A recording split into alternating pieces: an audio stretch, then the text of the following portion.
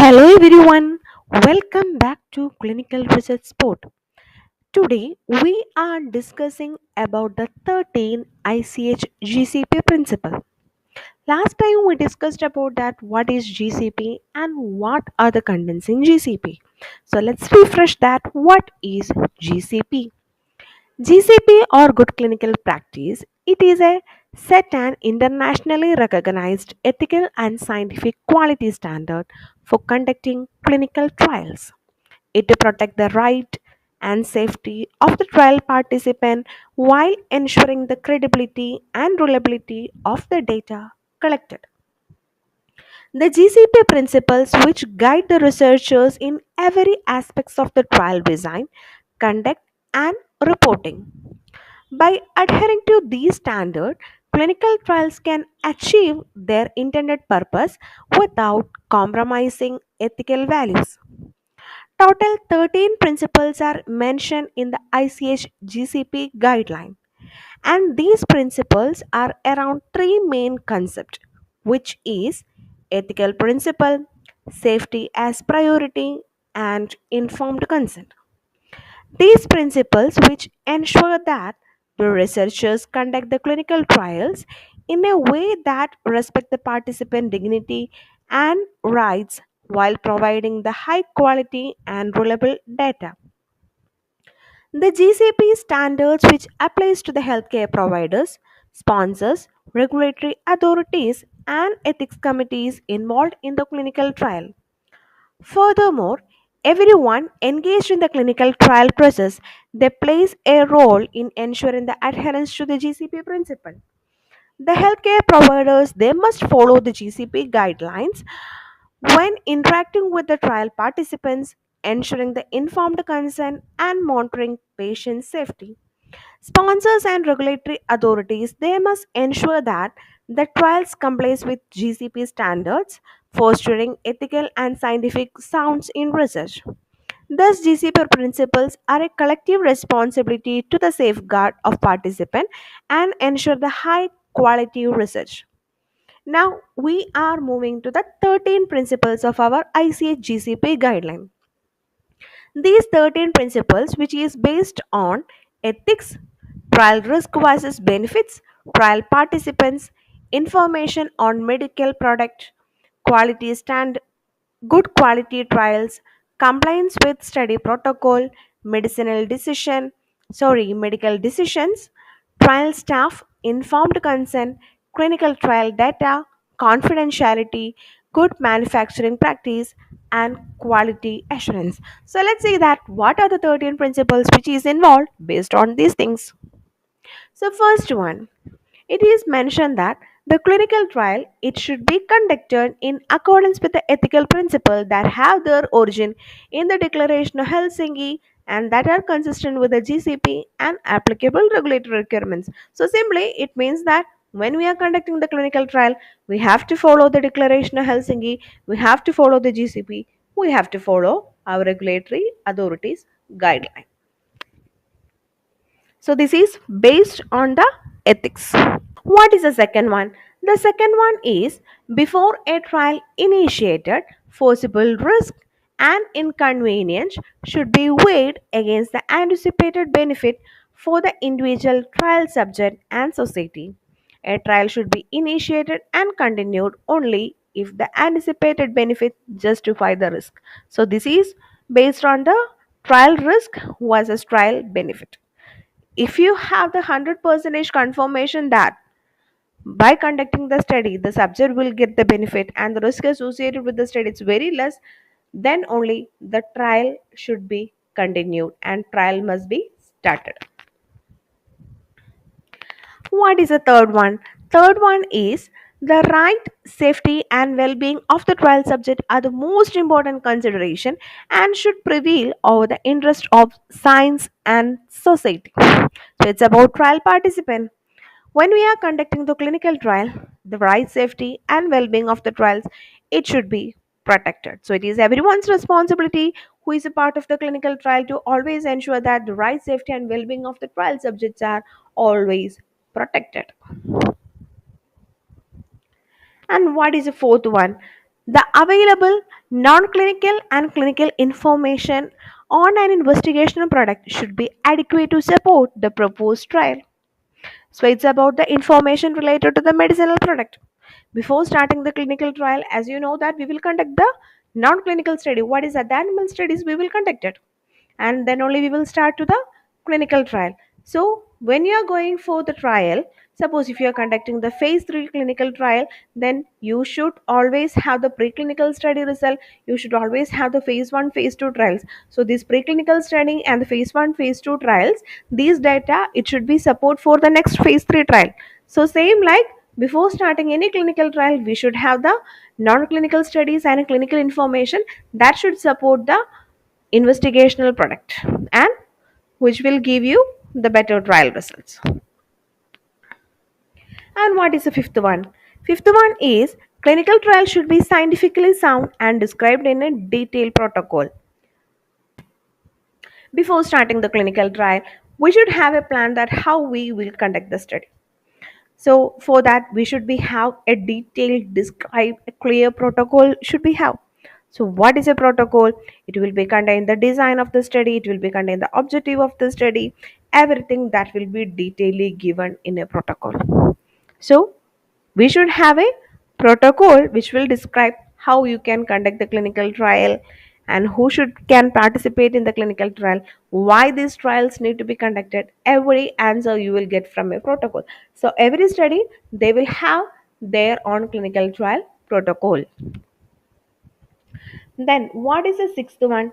Sixth one is it's about a trial should be conducted in compliance with the protocol that has received prior institutional review board or independent ethics committee approval or favorable opinion. So whatever the study protocol which you are going to be used before starting the trial, you have to be ensure that for that protocol you must receive the approval from the IRB or IEC. So without IRB or IEC, you cannot initiate or you cannot start the recruitment of patient. So once you got the approval, then only you can start the trial. What is the next one? The seventh one. The medical care given to and the medical decision made on behalf of subject should always the responsibility of a qualified physician or when appropriate a qualified dentist. What is that? That's about the medical decision of the study. So when someone is conducting the clinical trial, it's not like that everyone can conduct the clinical trial. There should be a qualified person. Okay, who can be the qualified person? It should be a qualified physician. Okay, only a doctor, not a PhD doctor. The medically qualified doctor only can be conduct the clinical trial. So whatever the patient related medical decision or whatever the medical care that should be given by this qualified physician, that means our investigator in the clinical trial. Okay, so the medical care should be given, medical decision should be taken, that is always the responsibility of a qualified physician.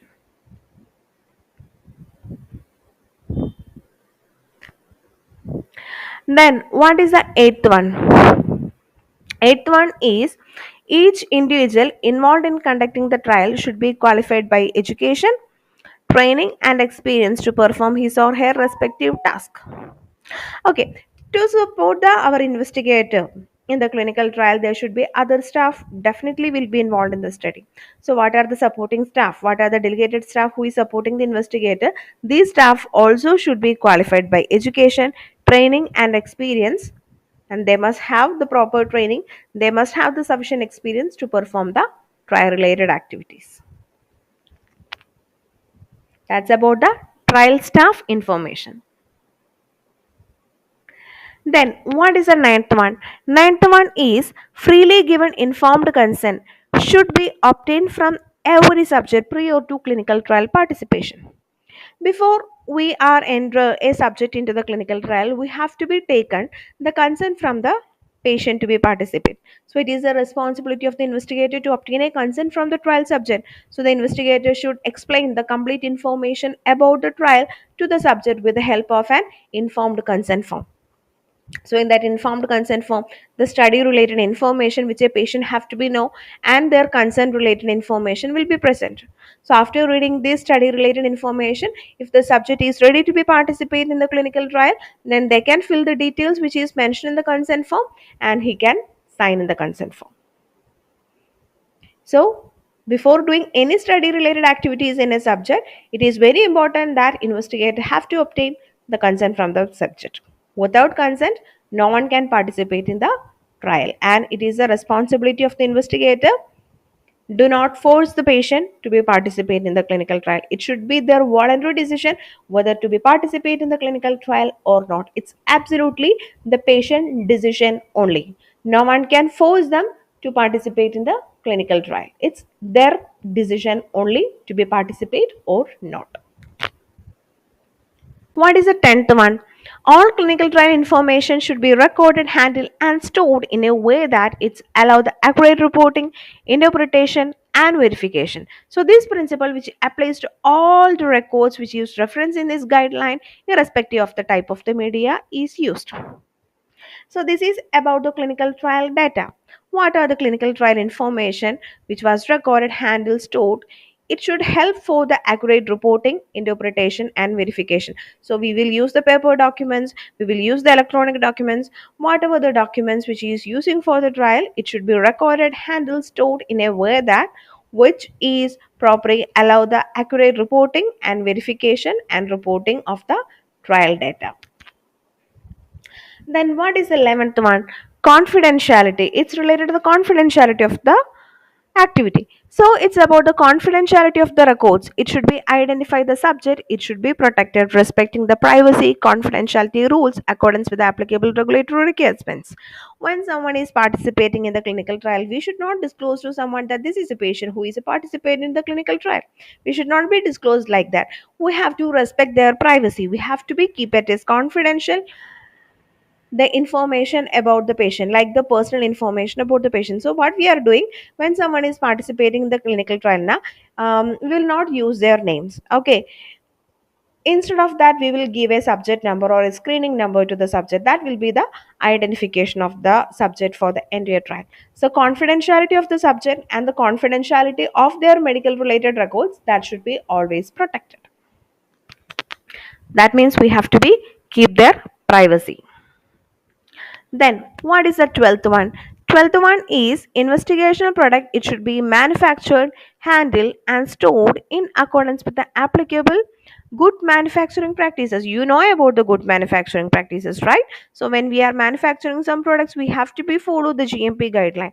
So it's same like that. Here, the drugs or any other devices, whatever it is available, we have to be confirm that these products are manufactured, handled, stored. It should be accordance with the good manufacturing practices guideline only, and we have to be use the investigational product according to the protocol only, like the frequency, route of administration, dose, everything that we have to be follow according to the protocol, and product should be manufactured, handled, stored accordance with the good manufacturing practices guideline only.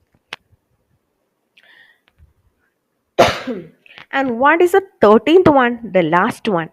It is mentioned that the systems with procedures that assure the quality of every aspects of the trial should be implemented. Aspects of the trial that are essential to ensure the human subject protection and reliability of the trial result. It should be focused on such systems. So it's based on the quality assurance. So we have to be ensure that the trial it should be conducted in a qualified manner, in a high quality manner. So systems with the procedure, they have to be ensure the quality in every aspects of the trial. It should be implemented before starting the trial or during the study, after the completion of the study, in every stages of the clinical trial, in every documents, the quality that should be implemented, that should be protected. So this quality assurance, by this all the 13 principles we have completed.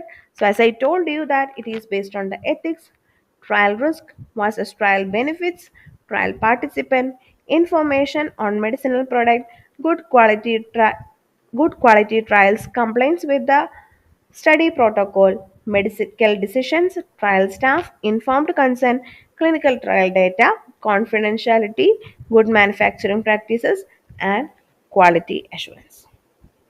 So all these principles which we discuss, it applies to all clinical investigation that could affect the safety and well-being of the trials. So thanks for watching. We will see you soon with another interesting topic. Thank you. Bye bye.